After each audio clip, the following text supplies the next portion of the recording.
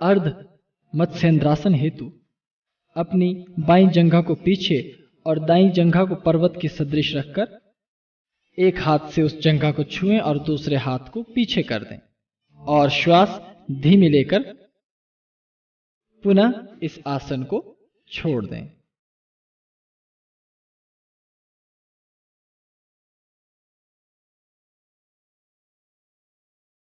पद्मासन ग्रहण करें और दोनों हाथों को पीठ की तरफ से ले जाकर पांव को छू लें। यह हुआ बद्ध पद्मासन।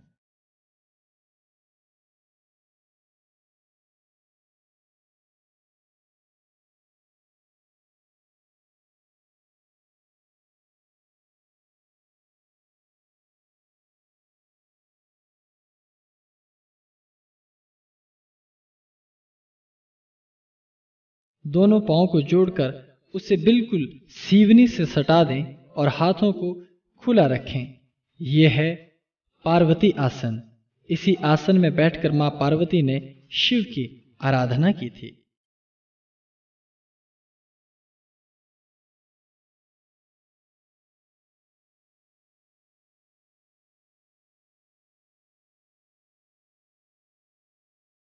एक पांव को दूसरी जंघा से सटा दें और दोनों हाथ ऊपर जोड़ लें।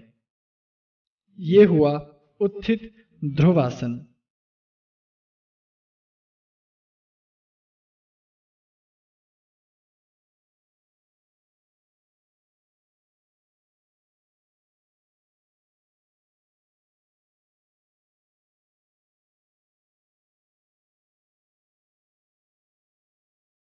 एक जंघा को मोड़कर दूसरी जंघा को छूकर सर से घुटनों को स्पर्श करें। यह है एक पाद पश्चिमोत्तानासन। और श्वास बाहर को छोड़ना है जब आप आगे झुकते हो।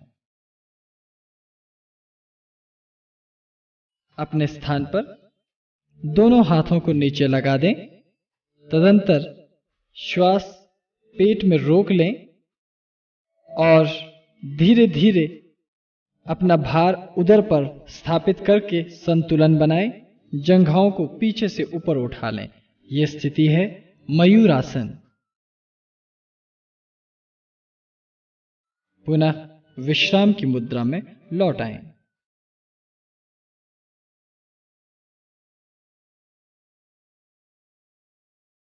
अपने स्थान पर एक टांग को बाहर की तरफ और दूसरी को भी बाहर की तरफ फैलाएं। तदंतर धीरे धीरे नीचे बैठें। ध्यान रहे पांव को इतना ही खुला रखें कि आप भली भांति बैठ सकें।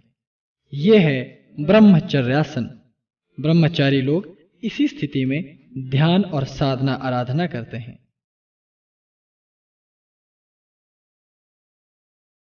तदंतर पुनः दूसरा योगासन करें।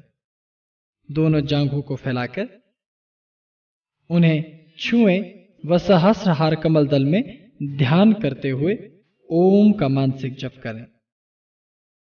यह स्थिति शैलासन कहलाती है, क्योंकि इसी प्रकार प्रकृति में शैल अर्थात पत्थर पड़े रहते हैं।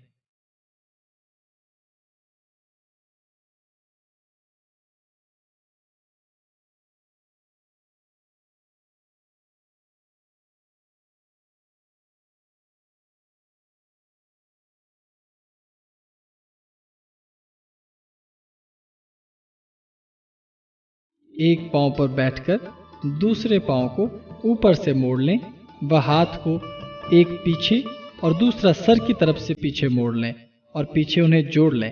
यह स्थिति गौमुखासन कहलाती है, क्योंकि इसकी स्थिति गाय के मुंह के समान होती है। अतः ये गौमुखासन हुआ।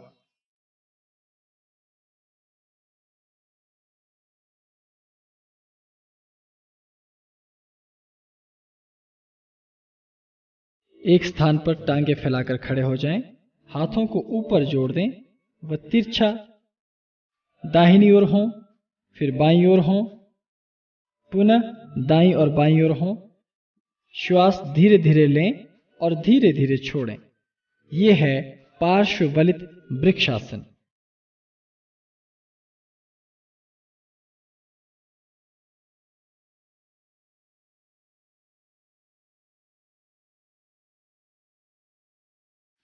दोनों भुजाओं पर अपना सारा भार संभाल लें और जांघों को हवा में रखें।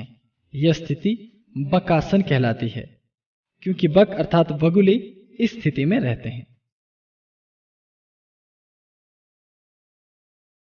एक स्थान पर खड़े होकर अपने हाथों को कमर से सटा लें और धीरे धीरे पीछे झुकें और मन में ओम चम चंद्रमसे नमः मंत्र का जप करें। यह स्थिति पूर्ण चंद्रासन कहलाती है। और घुटनों को भी थोड़ा मोड़कर ही रखें।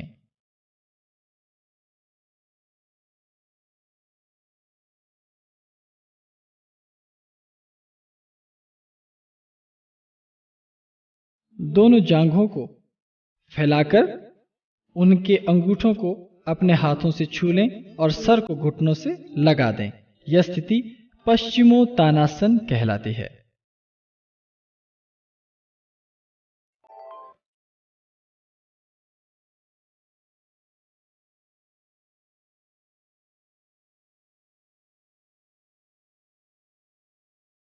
दोनों जांघों को फैलाकर हाथों को जोड़कर यदि हम ध्यान करते हैं तो वह स्थिति तपासन कहलाती है, क्योंकि तप इसी आसन में सर्वदा से किया जा रहा है।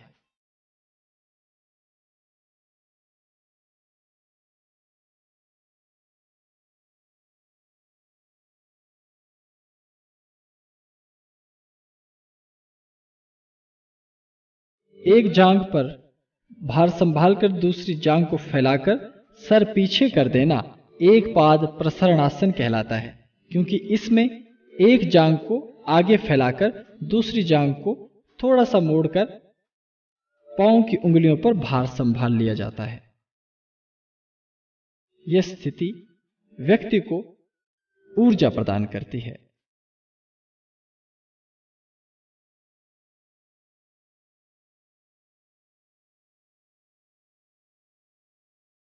किसी भी स्थान पर आलथी पालथी मारकर बैठना सुखासन कहलाता है।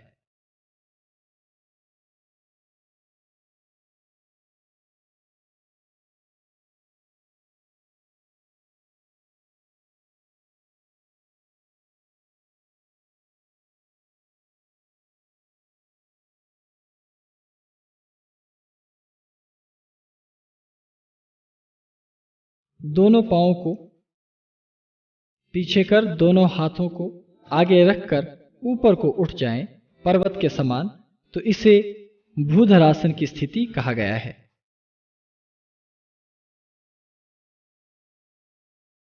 इसमें श्वास धीमी गति से लेकर तदंतर विश्राम करना चाहिए। एक जंघा पर अपना भार संभालते हुए दोनों हाथों को जोड़ें व पिछली जंघा को भी धीरे धीरे बहुत धीमी गति से ऊपर उठाएं। ये स्थिति है हंसासन। इसमें हाथ थोड़े ऊपर रहने चाहिए।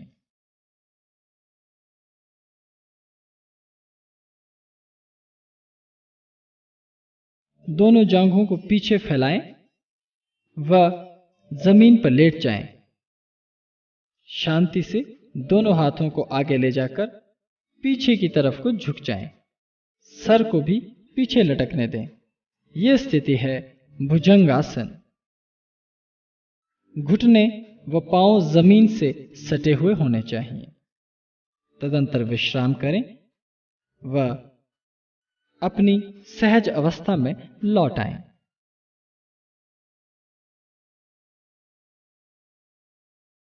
एक पांव पर अपना भार संभालकर दूसरी जंघा को सर पर रखना व हाथ जोड़ देना एक पाद कंधरासन कहलाता है।